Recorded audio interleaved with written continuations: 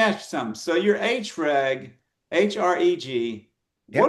what is the model behind that? What inspired you to create that? I was 1995. I was at 3-day marriage intensive training.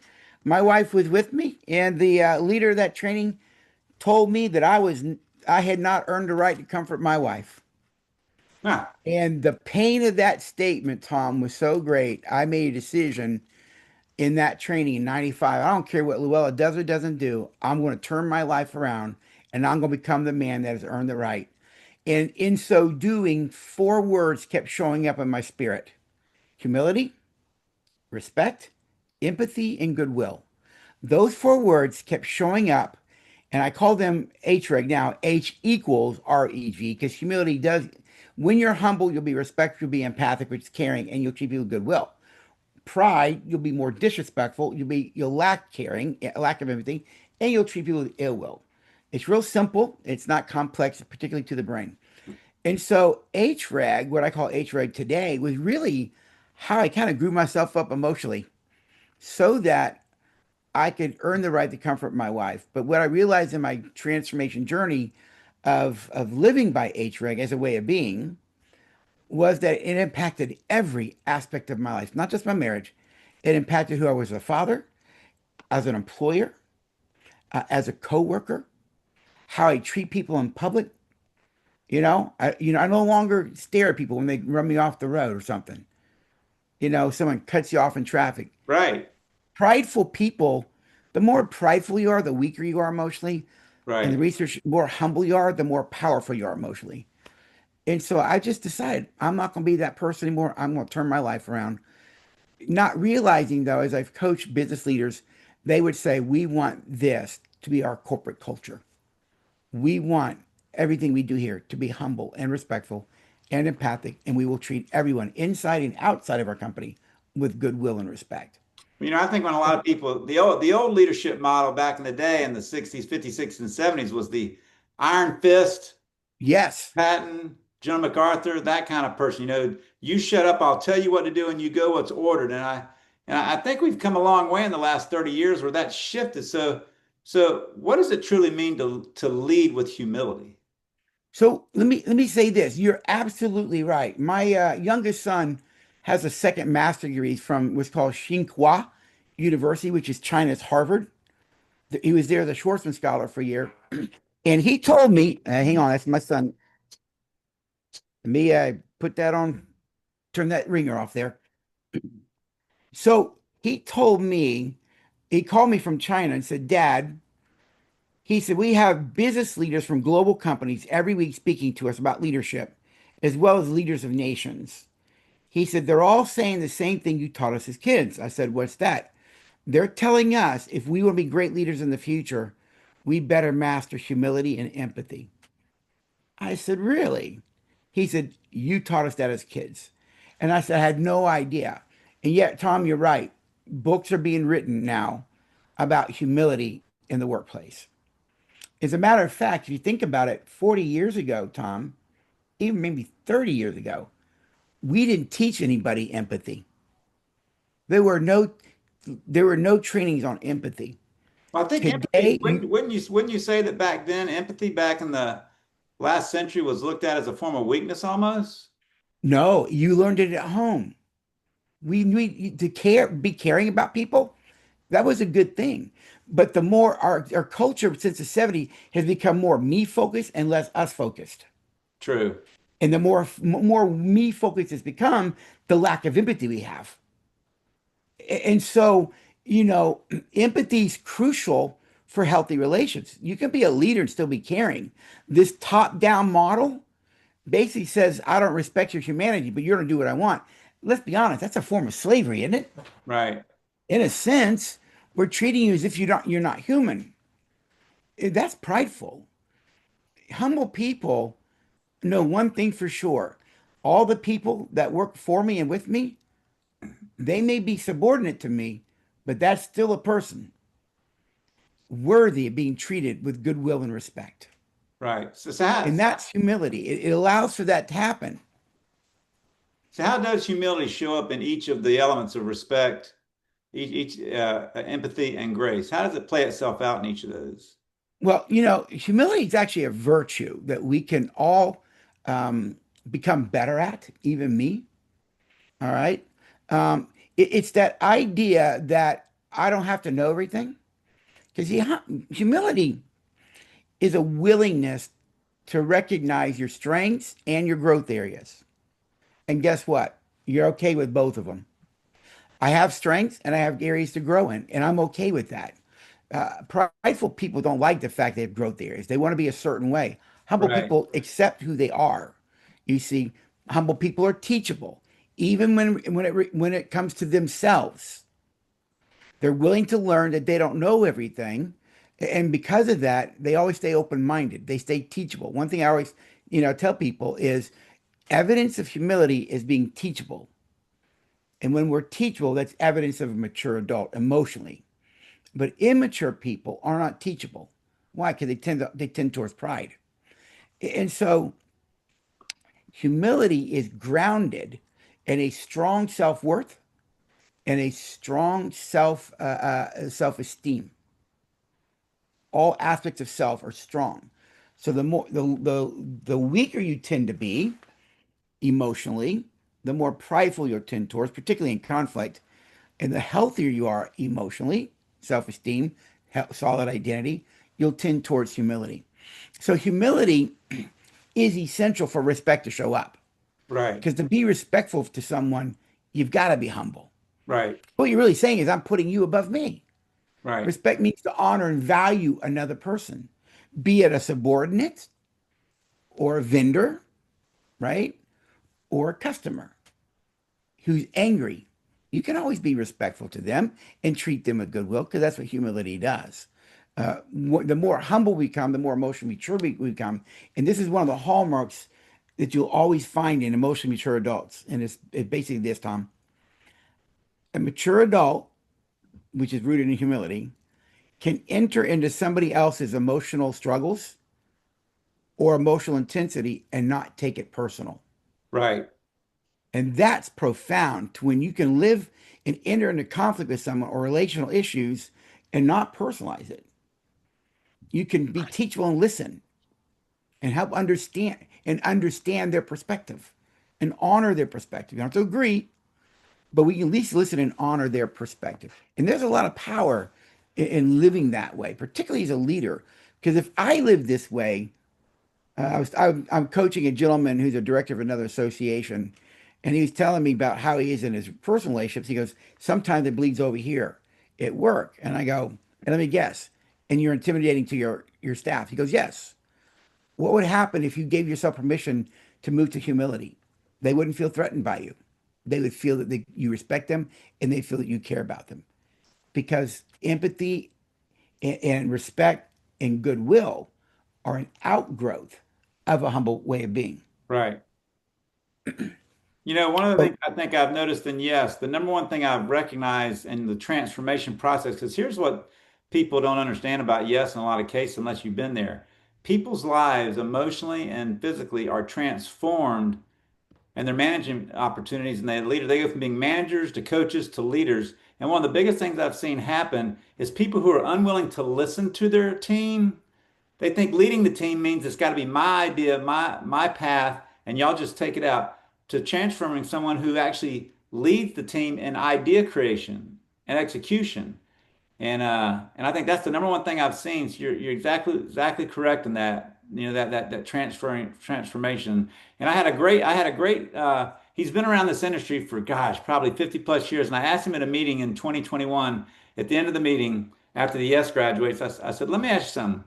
What do you think's the keys to leadership? What are they? You've been leading companies for 50 years and he owns his own company. He said, Tom, it boils down to three things.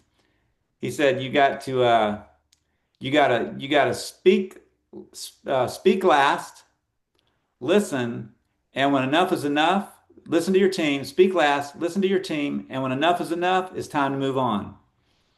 You got to get around, got to get away from a professor. So when you look at humility, are there any misconceptions about leading with humility as there are like leading with an iron fist? yeah, I quite a few years ago, I did leadership, our 1 day leadership training for a company in Wisconsin, and they were, engineers. There were 10 of them in the room. And as we're talking about humility and relational needs, those kind of things, this one gentleman, Tom, at the table, he was one of the vice presidents there. He hits the table and he kind of pushes his chair back a little bit from the table. He goes, "So this is all touchy-feely stuff." I said, "Excuse me?" He said, "Everything you're talking about, this is all touchy-feely stuff. And I believe in respect. I try to be respectful." And I said, "What are you implying?" He said, and he goes like this: "Everybody at this table is an engineer. Do you understand that?" You kind of know what I'm thinking now, right, Tom? Yeah. You can tell by that statement what he's saying. And I believe in respect. So I've learned it's disrespectful to give people input into their life without permission. So I always ask. I said, "Well, thank you for sharing." I said, "May I speak into that?" And he said, "Sure." I said, "What I'm about to say, I mean with all due respect." He said, "It's okay." I said, "Do you want to be an engineer with a heart, or you want to be an engineer who's heartless?" And the room was real quiet. Another person goes, "I get it." I go, "Guys, I'm not asking you to not be an engineer, but you can't use the fact that you're an engineer as justification to disrespect people, to mistreat people." I said, "That isn't about you being an engineer. That's about your character." Those are very different. Because I know engineers who have a heart, and I know engineers who use the fact they're an engineer to justify being heartless. I go, "Nah, that's a character issue." You see, you don't want me building a bridge. I'm not an engineer. But I know this: it doesn't matter your occupational background. We're all human, worthy of being treated with goodwill and respect. Right. And so I think that little story kind of helps us realize this top-down model has gone away, particularly with this younger generation, right? Gen Z, Yeah. they're not putting up with it anymore. Mainly because I believe, personally, they were raised in homes where they were treated that way. And because they were raised in homes where they weren't valued, they don't want to be devalued in the workplace as well. So let's talk about that different generations. So how are you saying when you in front of like you talk to yes students in the Mental Yes program or your clients, excuse me, how are you saying humility play itself out and the H-REG and just leadership in general with the different generations that we have in front of it? This is the first time we have like 5 generations of people, different, very different, Yeah. that we're all managing. So how do you deal with that as a leader? Well, I actually went and did some research on that because I saw your question. So I got it right here for us. All Awesome. right. So let's start with boomers. All right. That's what, 46 to 64, right? I'm the tail end of the boomer. I'm 61. Culturally, boomers like hierarchy, they're about duty and they're about loyalty, right? And And they want the structure. chain of, yes, they want the chain of command. Look, I'm a military guy, right? You can see all the stuff behind me. I'm a military guy, right? I like the chain of command. There is something about it that I do respect, all right? And they like traditional leadership roles. And so their emphasis isn't on people, but your work ethic, all right, and your professional identity. The problem was they also tended to be harsh and insensitive and uncaring. All right. And so boomers, they want that hierarchical, but because that's what they want, they tend to treat the other generations the same way. And we'll see here in a minute, they're not that same way. Right. In my personal opinion, is the breakdown of the family has led to the differences that we're seeing in the workplace. All right. So I wrote here as an example, retiring CEO mentoring rising Gen X or millennial leaders, giving guidance while stepping aside for innovation to flourish. I know they're not wanting they would rather have this than innovation. Right. Humility opens the doorway for innovation. Pride shuts that door, you know? And so that's kind of the boomer look at the boomers with humility. Generation X, which was what, 65 to 80, they tended to be independent, skeptical of authority. Now remember, they're also the divorced generation because these are the kids like me who are latchkey kids. We kind of raised ourselves, right? We grew up in broken homes. This is that generation. So they value work-life balance. It was the hardest thing to realize that these young millennials coming up and they're like, work-life balance? What do you mean work-life balance? Go try that in the military. It would never work, right? Right. But I'm tail end of the boomers. Yeah, that's how my brain would think, right? And these Gen X leaders, what they're looking for is authenticity and transparency. Yeah. They're looking for integrity, not just in terms of what you do, but in terms of who you are. And so what you're going to see is their humility is geared towards, are you being an honest person? Are you a person of integrity? Is what you say and what you match consistent over time? And that's what they're looking for. And they will give up top-down leadership for authenticity. They don't want to throw away their families for the sake of work.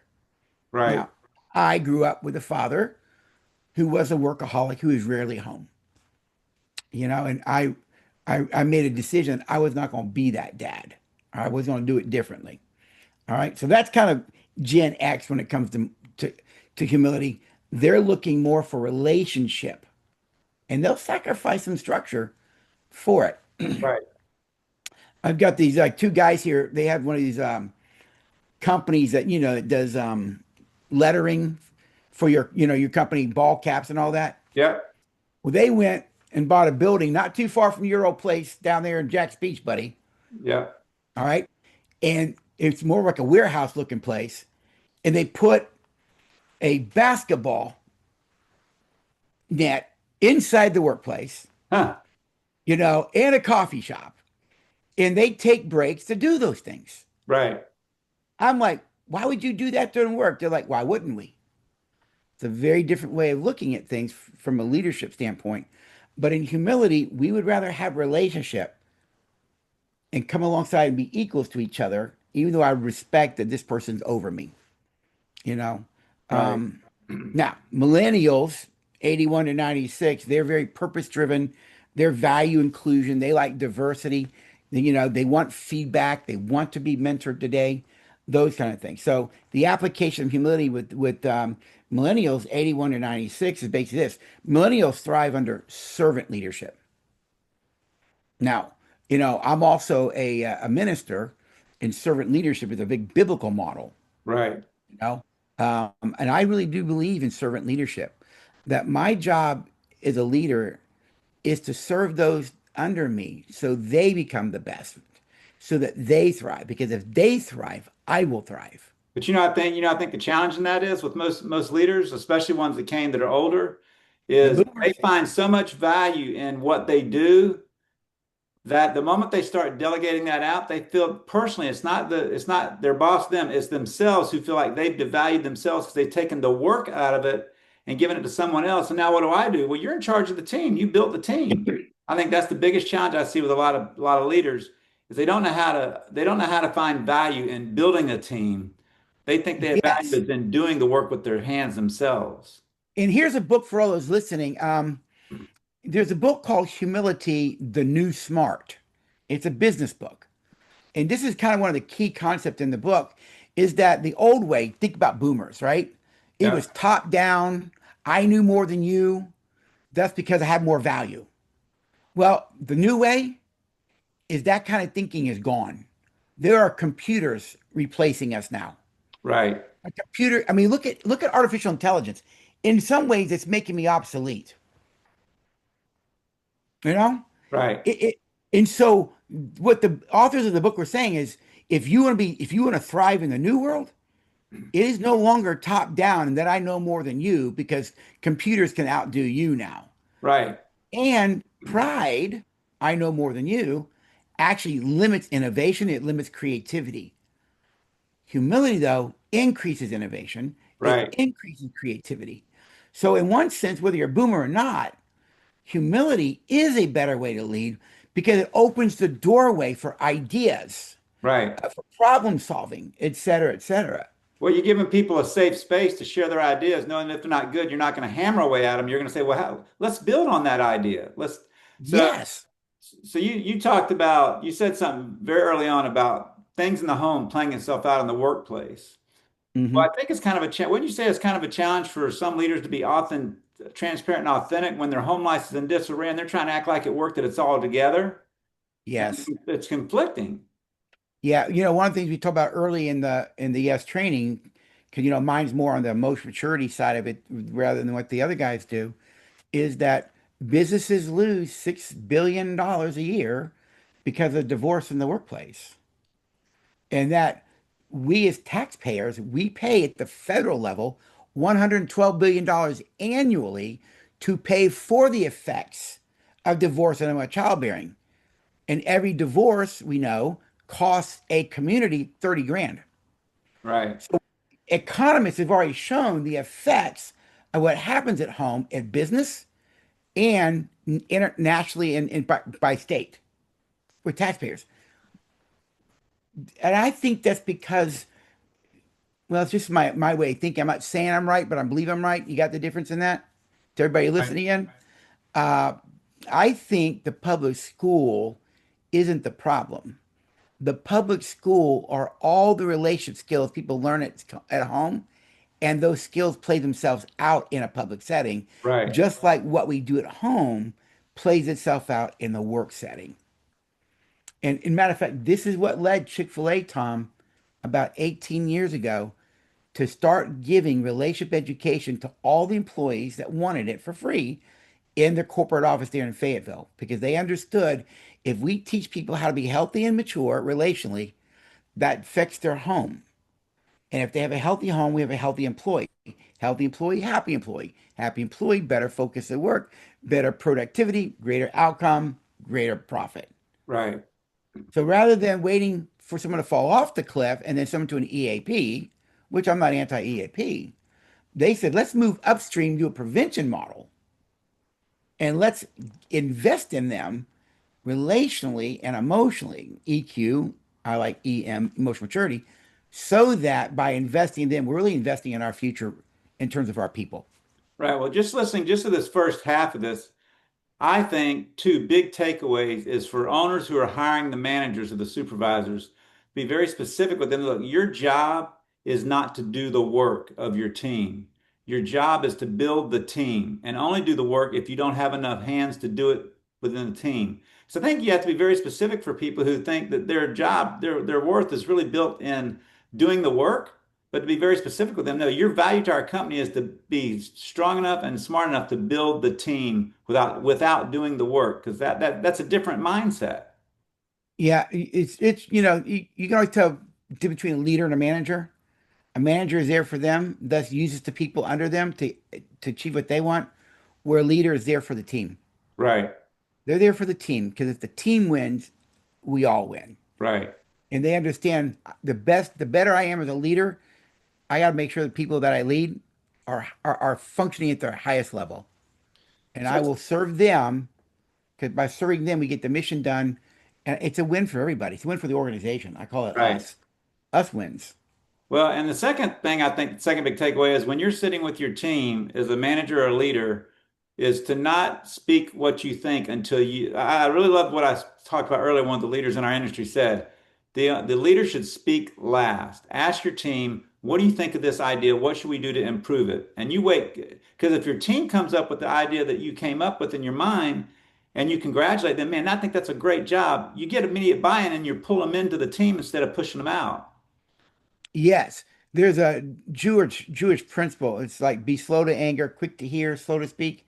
If you think that through kind of psychologically, the focus is on listening. Right, Humility listens, right, pride talks. right, And what we're really saying to our people in humility, your thoughts and feelings and opinions and perspectives matter to me.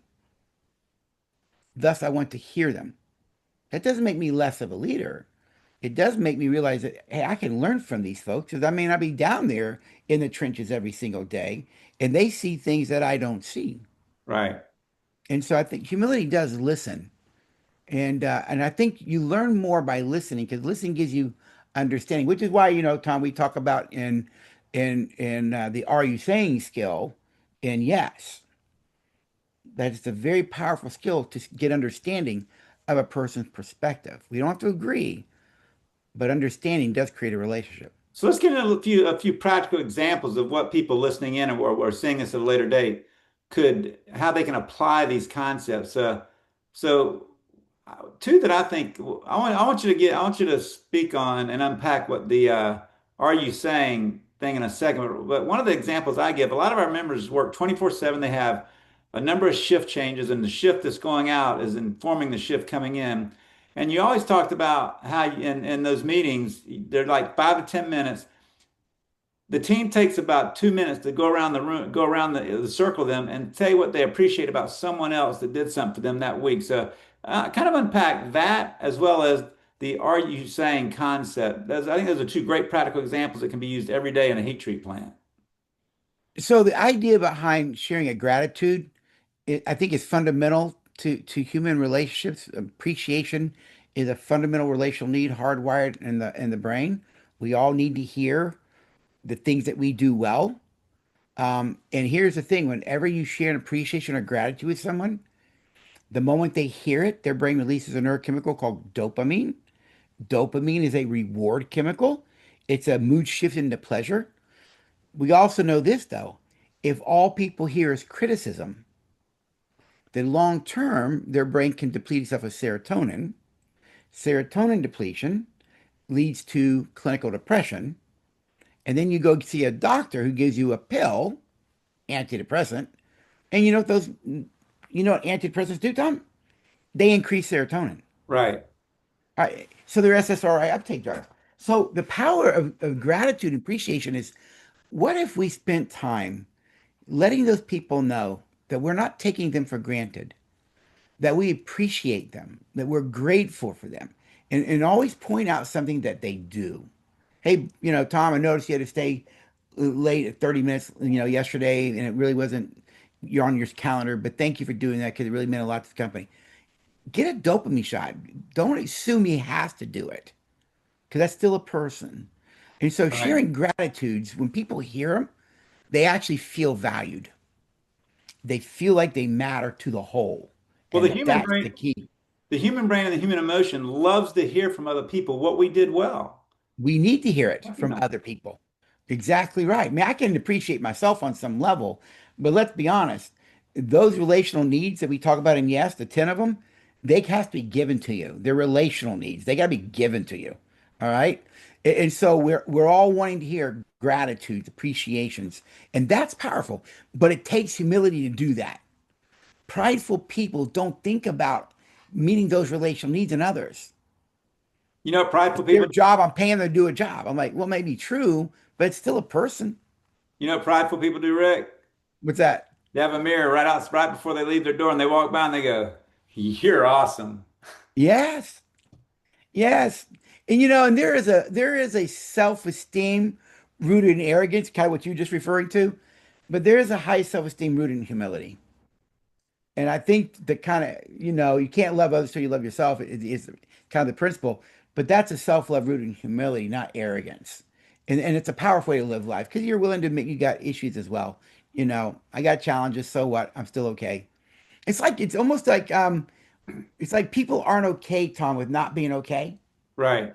And because we're not okay with not being okay, then we act in certain ways to feel okay, even at the expense of others. So my phrase has always been, when you get to a place that it's actually okay to not be okay, you'll be okay. Right. Now you're just free to go be you, the best version of you. Because And so I you're kind think of living a fake. humility, go ahead. I say you're kind of living a lie if you're going through that process. If you don't think it's okay, but you're acting like it, you're kind of living a lie out in your life, and it conflicts with that authenticity that some people like to have in their leaders. And we saw earlier that that is something that, Gen X is looking for. They want authenticity. They're looking for that kind of transparency in their leaders. You see? And so with that group, they don't care how much you know, but they do care about how you treat them more so than the millennials and boomers do. You know, So that I love that line you just said because I can't remember any of the trigonometry I took in math in 11th grade, but man, I can remember that teacher how she made me feel the entire year. yes, because emotional memory, which is linked to the right side of the brain, is immediately accessible. You can remember Most feelings are easily accessible. What you learn about something, you have to think about. It's slower. It's the Right. prefrontal cortex part of the brain, you know. And so what we do in a moment, how we treat people, like my mentor taught me years ago, whether I like it or not, I'm a source of pleasure or I'm a source of pain by how I treat people every day, every moment. Choose how you want to be, Rick.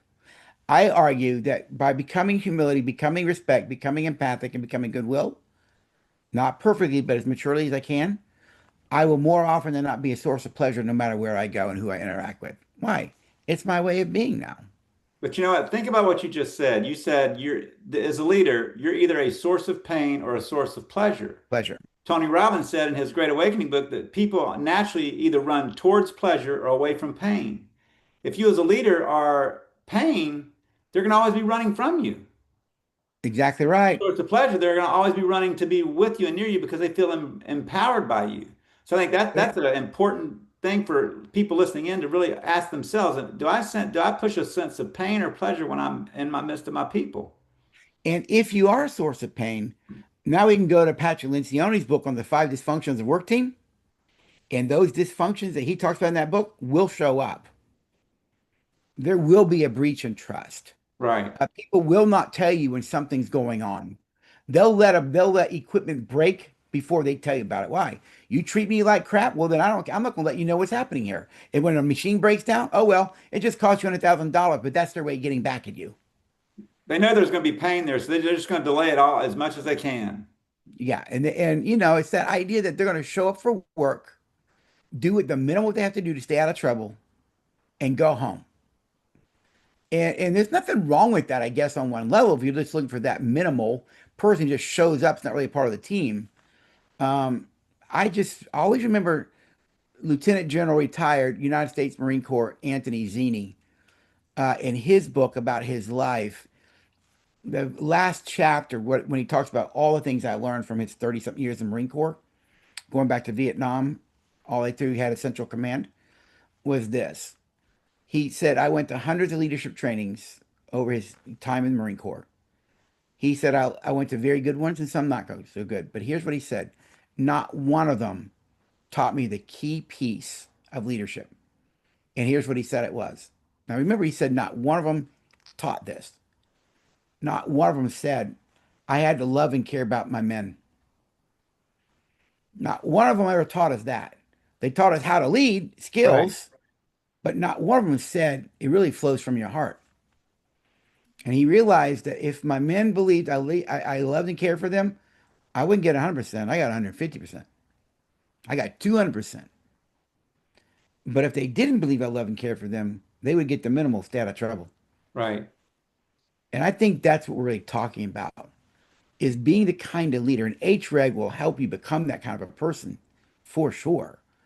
Your people, again, people don't leave their job, they leave their bosses. Who would want to leave that kind of team? Who would want to leave that kind of leadership? Right. You stay and you work for those people because you honor them, you respect them because you're respected, Right. because they value you. And humility is the path that moves that forward. So let's transition into something else that, because people love authenticity. They love knowing that their boss, Mhm. their leader is a human being just like them. But I mean, when times get rough, workers want to know that they can have confidence that their leader is going to lead them to the promised land. And so how do you balance as a leader having a great sense of humility, but also having a confidence that instills we're going to be okay. And why? Because I'm here with you. I think humility gets you there in itself because humility says, look, yeah, I'm not denying there's problems. I'm not denying there's a challenge out there. I'm not denying that we may have some struggles financially, company, but, but I can admit to these things. That's humility. But then your character of strength comes out and says, but let's move together let's move together as a whole. Let's keep doing what we know to do. We've got some other people coming in to look over some things to give us some input. That would be humility. Right. Going ask others for input, right? Humility Right. does that. And I think that inspires people to realize, okay, you're not bothered by it. I'll give you my greatest example. young man in the Navy, on the bridge, 4 a.m. to 8 a.m. watch. Tom, USS Blakely, FF 1082, Knox class fast frigate. I am up there as a young sailor, and I'm watching the bow of the ship disappear in the ocean. And it comes up. The waves are coming up, hitting the bridge, some going over the bridge. I am terrified until I looked over to my right, and there's the skipper sitting in his chair with his foot up, as peaceful as can be. And I remember I'm scared and I'm watching him. If he was afraid, I never saw it. Right. And his peace, his strength in that storm transferred to me. Because I kept thinking, well, if the skipper ain't afraid, then I guess I'll have to be afraid. Right. And I think that's the value what you're talking about. Right. When we are in control emotionally, even if we are afraid, we just don't show it in Right. an unhealthy way, right? But we stay steady, we stay sure, we stay confident, and we scream somewhere else, I guess, right? Right.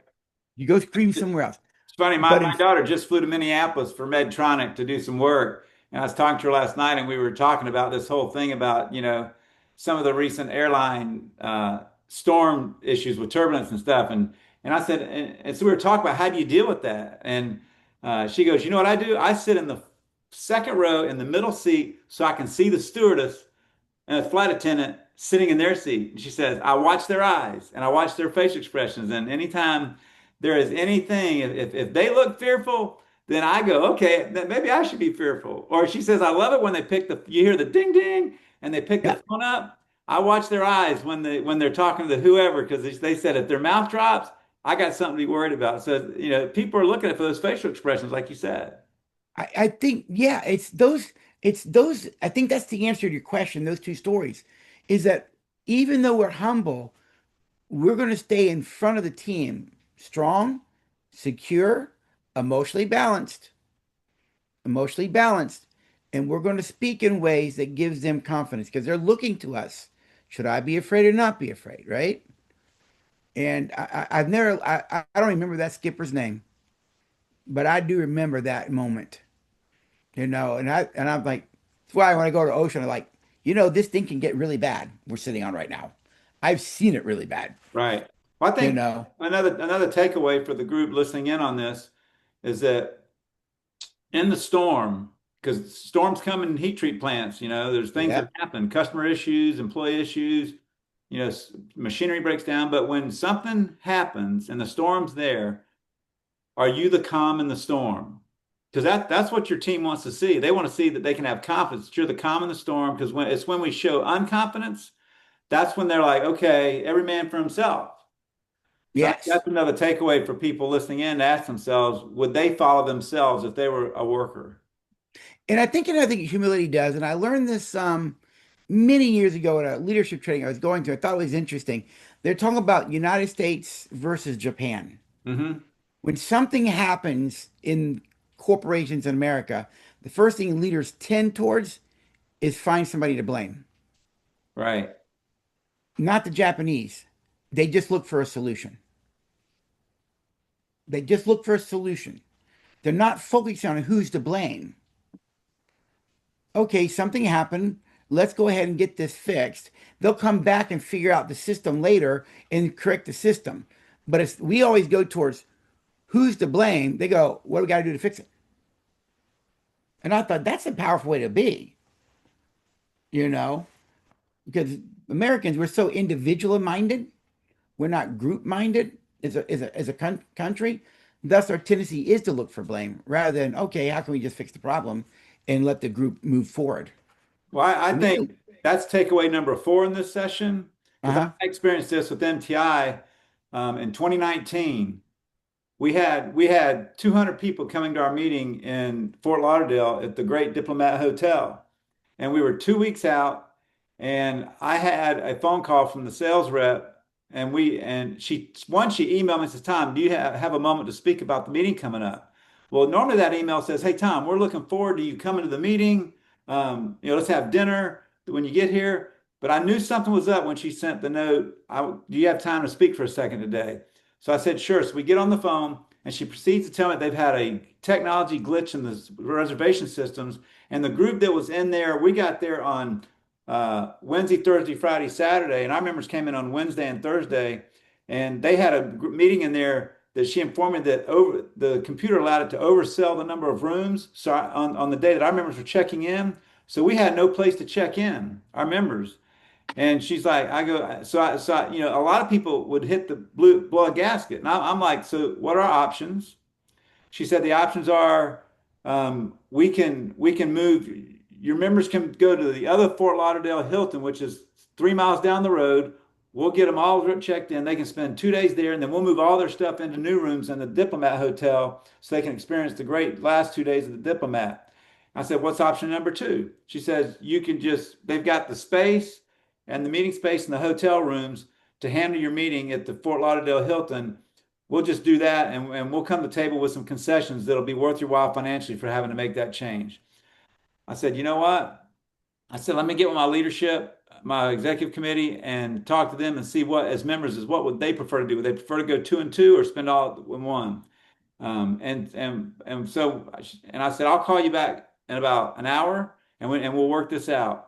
And I could hear the crackling in her voice. She didn't want to have this conversation. What I did was I said, before we hang up, I want to let you know with all the confidence in my heart that we're going to solve this issue in the next 48 hours, and it's going to be an awesome meeting. Because I wanted her going to bed and coming to work knowing that she's got a team player on her team, someone that's going to help make this great, not someone that's going to bang her over and say who. So the takeaway in all this is the time. The fourth takeaway is the time to fix a problem is not in the midst of the problem. And I think that's what people try and do. They try and figure out who to blame, like you said, who to blame. And instead, what you got to be focused on is I had 200 people coming to a hotel in 2 weeks. I had to figure out how to make this as smooth a landing as possible. Instead of trying to figure out, so people Yep. spend half the time trying to figure out blame, and that's not the time. The time to do that is at the end when it's all said and done and the project's behind you and the sale's been made, and you look back and say, okay, what caused that to happen? What can we do better? Yeah. And that's a great example of, what we're talking about here is just move to humility. It doesn't matter. Can't fix it. It is what it is. Solve the problem. Right, Solve the problem. If there's someone we have to look at what somebody did, we can deal with that in a little bit. But let's just solve the problem and get things back in focus. And I think there's wisdom in that.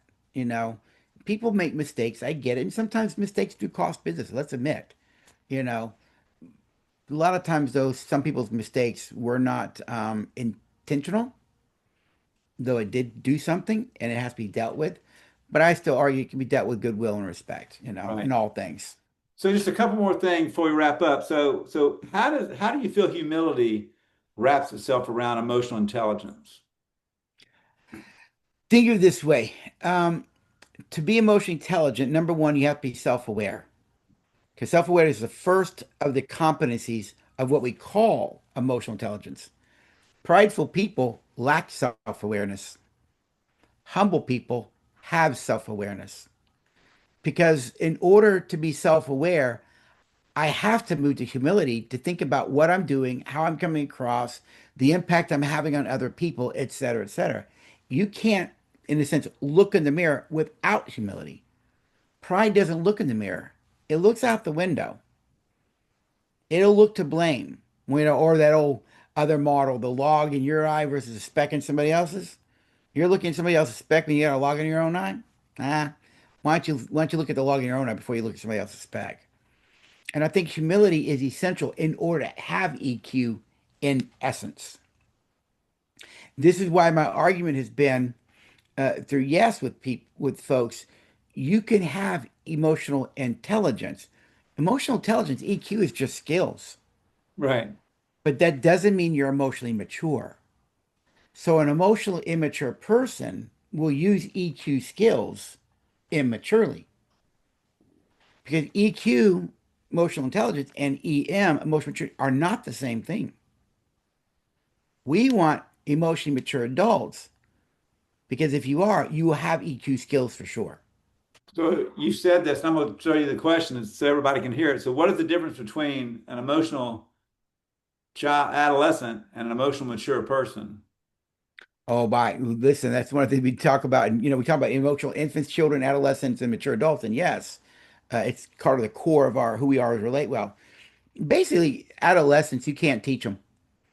I mean, think about a chronological teenager, right? Don't tell me what to do. I'm gonna do what I want. They play video games. They lock themselves away. You're not going to tell me what to do. Because if you tell an emotional adolescent what to do or give them input, their brain takes it as you're treating them like a child, Right, right? Where mature adults invite feedback. They want input because they're not perfect. They know that. There's an old proverb that says, "Wise men." Now remember, they're already wise. Wise men accept rebuke. Well, why do wise men accept rebuke? Because they know they don't know everything, and they also know that to be wise, I have to be teachable. I might right. have to learn something about myself that I didn't know about myself. Well, you just said the key word, which I was looking for. The difference between the emotional adolescent and an emotional mature adult is the emotional adult is teachable. Very much so. Immature adults, emotional infants, children, and adolescent emotionally, they're not teachable people, particularly in conflict. And that's the real key is when you can enter into conflict and still stay teachable, still be open to learning, to hear people's perspectives and understand. That requires a lot of emotional regulation, which is the second piece behind self-awareness. Because you can't, self-awareness is being knowing how you're being in a moment. That's why you have to have an emotional vocabulary. All right. How are you feeling right now? You got to be able to label the emotion. Once I have self-awareness, then I can have self-control. People who lack self-control tend to lack self-awareness. Because how can I stop myself from doing something or being something in a moment if I'm not aware that I'm being it? Now, here's the downside, Tom. If I am aware that I am being mean and I don't stop it, that's a character issue too. Right. You're being disrespectful to your people and you know it, but you don't care? Yes. Oh, you just told me about your character, not just your emotional stage of development. I also know your character. And therein lies the larger problem. Because my mentor always call it a way of being. We all have a way of being. Well, that's who we are, right? Right. And I wanted my way of being to be humble and respectful, those kind of things. Why? It's a much more peaceful way to live life for sure. And so it's a very powerful way to live life. I've learned over time as well. So, as we wrap up, what is the one thing that we've talked about today? One application that everybody can walk away from this session and say, "I'm going to go do this week and see how it works." What's one thing, one piece of communication or connection skill that people could use in their plant this week? If you tend to be a person who talks, practice humility, start listening and asking questions instead. Where did you learn that? How did you come up with that? Where did you get that idea from? Just ask questions. Move to humility, ask questions, and learn. We learn by listening. You don't learn by talking. All right. Humility is required for that. And I would say, and I kind of, our RISE leadership is also my brother Don, who's a level 5 leader. I mean, Jim Collins' work, he really is a level 5 leader, one of the most humble men you'll ever meet, but very powerful man. And he made it a point, even when he was at SunTrust Bank, third from the top. I am going, as I walk through the floors of SunTrust Bank in downtown Atlanta, as I pass people I know, I'm going to walk by them and say, "Hey, how you doing?" And either remember something about them. How's your wife? Didn't you have a kid that was? He always made sure he asked them a question. See, humility will want to build that relationship. Pride Mm. doesn't, because pride doesn't ask them questions. Those are two things I would say you could do this week as a leader, just to say to that person, you have value, that you matter. And when you do on a regular basis, those people will give you 200% guaranteed. Right. They'll take the hill you say they can't be taken, using military talk. Awesome. Well, they'll die trying for you. Well, Dr. Marks, I appreciate your time today. We're looking forward to next month. So, members, next month is September 2nd, and we're going to unpack a huge issue, which is the number two element of H-REG, which is respect. That's what every human demands it and wants it. And how do you give it as a leader so that people feel good about you as a leader and want to do the work that they're required to do and create a good workplace culture? So tune back in 2:30, mark your calendar September 2nd, and we will see you next month. Thank you for your time. What was it, Tom? Old Rodney Dangerfield, the old comedian, for those boomers who are listening in? I get no respect. I get no respect. Remember old Rodney Dangerfield? Well, we're gonna show them how to do it in September 2nd. There you go. Have a Take care, great buddy. day. Thanks, everybody.